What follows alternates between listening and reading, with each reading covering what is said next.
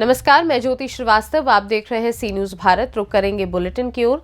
इस बुलेटिन में बात होगी पाकुड़ की, जहां तलवा डांगा में प्रतिमा विसर्जन के दौरान दो गुटों में हुआ विवाद। साथ ही चर्चा होगी प्रयागराज की, जहां करछना में संदिग्ध परिस्थितियों में मिला 15 वर्षीय बालक का शव।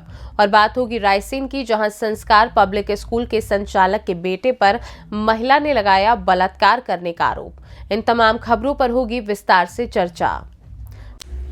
पाकुड़ नगर थाना क्षेत्र अंतर्गत तलवा डांगा में सरस्वती प्रतिमा विसर्जन को लेकर देर शाम दो गुटों में डीजे को आगे पीछे करने को लेकर विवाद हो गया। प्राप्त जानकारी के मुताबिक आदिवासी टोला और गैर आदिवासी टोला के बीच डीजे साइड करने के चक्कर में गुटों के बीच कहासुनी हो गई। दोनों गुटों के लोग सड़क पर घरेलू हथियार निकालकर खून खराबे पर उतर आए। सूचना मिलते ही नगर थाना पुलिस अपने दलबल के साथ मौके पर पहुंची। पुलिस ने लोगों को समझा बुझाकर मामले को शांत कराया। पुलिस की तत्परता से मामले को शांत कराया गया। मौके पर प्रशिक्षु डीएसपी सैनगर थाना प्रभारी अजय आर्यन ने बाकी बचे सरस्वती की प्रतिमा के कमेटी के सदस्यों को हिदायत देते हुए सुबह में मूर्ति विसर्जन करने के लिए सलाह दी। मौके पर उपस्थित माल पहाड़ी थाना प्रभारी सत्येंद्र यादव, एसआई शुभम कुमार, एएसआई सनातन माझी, एसआई संतोष कुमार सहित पुलिस के जवान और ग्रामीण बीच मौजूद रहे। पाकुड़ से सी न्यूज संवाददाता पंकज भगत की रिपोर्ट। खबर गुजरात के दाहोद जिले के गरबाड़ा तहसील से है, जहां के जैसावाड़ा गांव में और जैसावाड़ा सिटी बाजार का पूरा ढेर सारा कसर रोड के बगल में डाल रहे हैं। लोगों को आने जाने में बदबू की बात आने से बहुत परेशान हो रहे हैं। लेकिन गांव के प्रधान को कई बार शिकायत किया, लेकिन कोई कार्रवाई नहीं हो रही है। दाहोद से सी न्यूज संवाददाता राजू भाभोर की रिपोर्ट।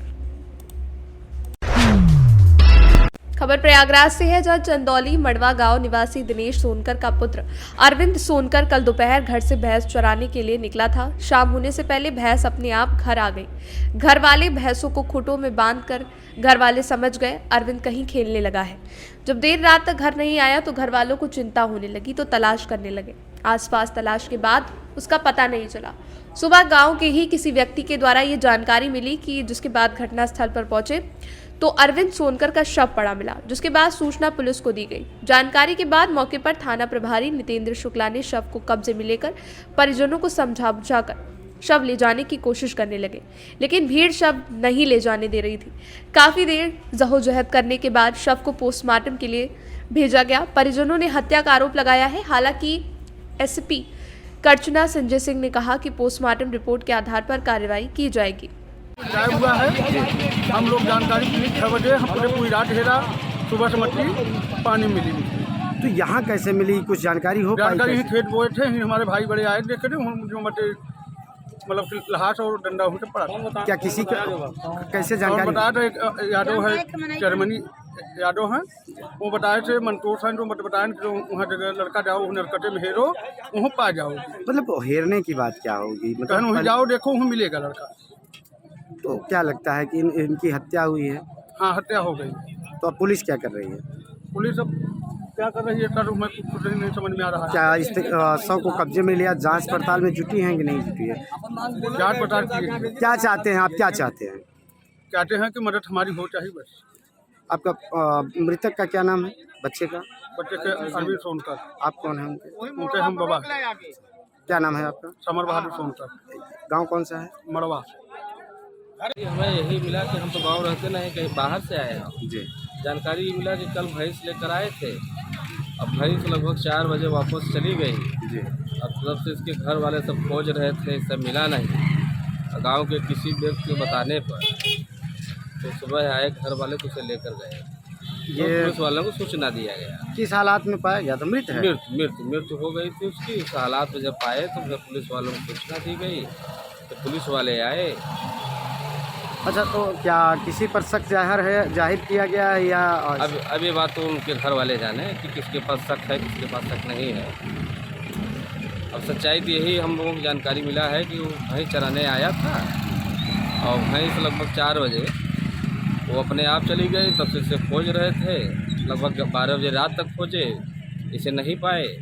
तो सुबह गांव को किसी व्यक्ति ने बताया कि किसकी लाश जो है हम देखें तो वहाँ है अस्पताल में। तो घर वाले फिर आए तो देखे, तो फिर पुलिस वालों को सूचना दिए।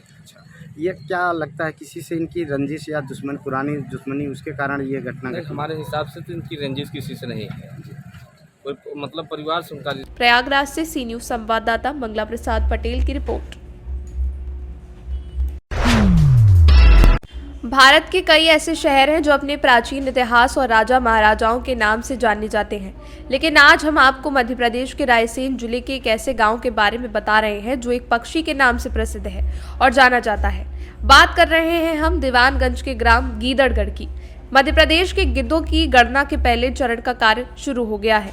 16 से 18 फरवरी तक चलने वाली इस गणना में रायसेन वन मंडल के पूर्व पश्चिम वन विभाग की अलग अलग टीमों ने गिद्धों की गिनती की जा रही है। वहीं गिद्धगढ़ गांव में बरसों पहले बड़ी संख्या में गिद्धों का वास हुआ करता था। इस कारण इस गांव का नाम गिद्धगढ़ पड़ गया था, लेकिन धीरे धीरे गिद्धों की तादाद कम हो गई। उनके कम होने की वजह से मवेशियों को दर्द निवारक इंजेक्शन लगाने बताया जा रहा है। हालांकि विभाग ने बताया कि उस इंजेक्शन पर सर्वे के बाद रोक लगा दी गई थी, इसलिए ही अब इन गिद्धों की तादाद बढ़ने लगी है और इनकी संख्या लगभग 300 के आसपास बताई जा रही है। सर, गिद्धों की गणना का काम चल रहा है, किस प्रकार की गणना हुआ और क्या रिजल्ट नतीजे निकल कर सामने आए? पूरे प्रदेश भर में 16, 17 और 18 3 दिन गिद्धों की गणना की जा रही है, जिसमें सुबह सुबह स्टाफ सभी क्षेत्रों में वन क्षेत्रों के बाहर जहाँ पे भी गिद्ध पाए जाते हैं उन स्थलों पे जाता है और वहाँ पे कितने वयस्क और अवयस्क और कौन कौन सी प्रजाति के गिद्ध हैं उनका डेटा कलेक्ट किया जाता है। कल 16 तारीख को जो वन मंडल में गणना हुई उसमें जो डेटा मिला है उसमें 3 प्रजाति के गिद्ध यहाँ पे पाए गए हैं और 226 कुल संख्या प्राप्त हुई है। आज भी स्टाफ गया हुआ है और कल और 2 दिन और गणना होगी तो आगे का डेटा हमें उम्मीद है कि करीब 300 तक यहाँ का आंकड़ा पहुँच जाएगा। सर, गिद्धों की गणना जब होती है तो किस प्रकार उसको चयनित करते हैं कि ये कौन सा गिद्ध है, क्या है, अनारे मादा जो भी है? एक्चुअली अलग अलग प्रजाति के जो गिद्ध होते हैं जैसे इजिप्शियन है, लॉन्ग बिल्ड वल्चर है, व्हाइट बैक वल्चर है, उनके फीचर्स अलग अलग होते हैं। एक तो साइज का डिफरेंस रहता है और एक कलर्स का डिफरेंस रहता है। उनकी चोंच का कलर, गर्दन का और पंखों का जो कलर है वो अलग अलग होता है, उसके आधार पे उनकी पहचान की जाती है। रायसेन से सी न्यूज संवाददाता अरशद मसूद की रिपोर्ट। रायसेन नगर के संस्कार पब्लिक स्कूल के संचालक के बेटे पर स्कूल में काम करने वाली महिला ने लगाए बलात्कार के आरोप। पुलिस ने छेड़छाड़ का मामला दर्ज किया है और महिला का यह आरोप है कि कई दिनों से आरोपी गलत काम कर रहा था और जान से मारने की धमकी, साथ ही स्कूल से निकालने की धमकी के चलते महिला चुप रही। आज अपने पति के साथ हिम्मत कर महिला थाने पहुंची, जहां अपनी रिपोर्ट दर्ज कराई। संस्कार पब्लिक स्कूल के संचालक अमित कुशवाहा के ऊपर महिला थाने में छेड़छाड़ का मामला दर्ज किया गया, जबकि पीड़ित महिला का आरोप है कि 1 जनवरी को स्कूल प्रांगण में उसके साथ गलत काम किया गया था। ऐसे में पुलिस पर सवाल खड़े हो रहे हैं या फिर संस्कार पब्लिक स्कूल संचालक के रसूख की वजह से पुलिस सिर्फ छेड़छाड़ का मामला दर्ज कर रही है। महिला ने मीडिया के सामने इस बात को स्वीकार किया, बावजूद इसके पुलिस ने तो महिला का मेडिकल करा रही है और न ही बलात्कार का मामला दर्ज कर रही है। क्या मामला है? मामला ये था, हमारी छोटी बहन के साथ में गलत काम किया है। कहाँ पे किया गया अभी? संस्कार पब्लिक स्कूल। किसने करा है? अमित कुशवाहा। कौन है अमित कुशवाहा? ये तो बोलते हैं स्कूल के डायरेक्टर का बेटा है। अच्छा, फिर हमारे साथ मतलब ये जो छोटी मोटी धारा लगाई है 376 केस नहीं लगाया है। अच्छा, थाने में 376 धारा नहीं लग रही जी, छोटी मोटी धाराएं लगाई जा रही हैं। क्या चाहते हैं आप? सर यही कि मतलब वो हमारे साथ में मोबाइल मतलब कंप्रोमाइज़ कर लो, दबाव बन रहा है आपके? दबाव बना के मतलब कि और ये बोला मारने की धमकी बोल रहा है। क्या नाम है आपका? हंसराय साहब। एक महिला ने आरोप लगाया है स्कूल संचालक के जो पुत्र हैं उस पर रेप के। जी, फरियादी आई थी, लक्ष्मीबाई नागरे करके महिला है, वो वहीं संस्कार पब्लिक स्कूल में रहती है, वहीं पर नाइट ड्यूटी करती है इसके पति, वहीं पर रहते कमरे से लोग। तो उसने स्कूल के जो संचालक है उनके पुत्र है अमित कुशवाहा नाम उनका, उनके ऊपर छेड़खानी और जान से मारने की धमकी के आरोप लगाए हैं।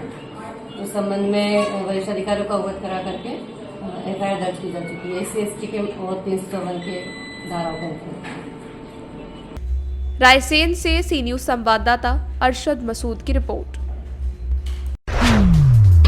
फिलहाल के लिए बुलेटिन में बस इतना ही। देश दुनिया की बाकी खबरों को जानने के लिए आप देखते रहिए सी न्यूज भारत।